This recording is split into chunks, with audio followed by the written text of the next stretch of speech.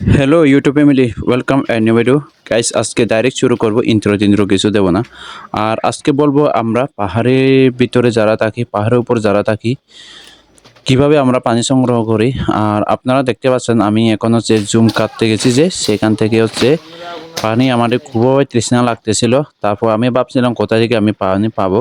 তারপর ভাবতে ভাবতে আমাদের একটা জিরি ছিল, ওখান থেকে এই যে দেখতে পাচ্ছেন আমি ওখান থেকে পানি সংগ্রহ করতেছি। আর আপনারা হয়তো দেখে বুঝতে পারতেছেন, আর এই যে যেখান থেকে পানি সংগ্রহ করতেছি ওখানে কত যে পাটা যে পড়ে আছে, ওইগুলা পচে হচ্ছে, সব হচ্ছে পানিটা প্রায় দূষিত হয়ে যাচ্ছে। তারপরও সে তবে উপরে কোনো কীটনাশক ব্যবহার করা হয় না, অনেক সময় কীটনাশকও ব্যবহার করে। তার জন্য তারপরও আমরা যে এই পানিগুলো আমাদের খাইতে হয়, এগুলাকেই হচ্ছে আমাদের জীবনটা একটু হলে বাঁচাতে হয় বা সংগ্রাম করতে হয় জীবনকে বাঁচানোর জন্য। আর দেখেন আমরা সব সময় যারা পাহাড়ে থাকে, সব সময় এনারা সব হচ্ছে এভাবে হচ্ছে পানি সংগ্রহ করে থাকে আর পানি খেয়ে থাকে।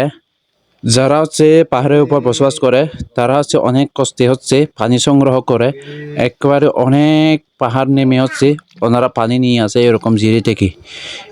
ওইভাবে হচ্ছে যারা জুম চাষ করে, ওভাবে ওদের জীবন চলে থাকে আর কি।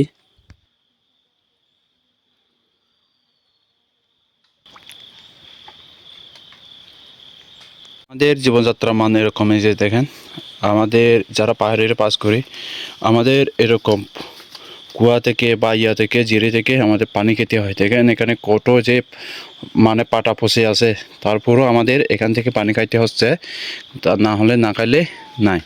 তার জন্য আমাদের সংগ্রামটা খুবই কঠিন। দেখেন আপনারা এই যে কুয়াটা দেখেন একটু, কত যে মানে পানি আছে। দেখেন পানির ভিতরে যে পাতাগুলো আছেন যে সব হচ্ছে পচে যাচ্ছে, আর পানিটা ধীরে ধীরে গন্ধ হয়ে যাচ্ছে, বিষাক্ত হয়ে যাচ্ছে। তারপরও আমাদের কেটে হয় পানি এখান থেকে উপরে বেশি। দেখেন এই যে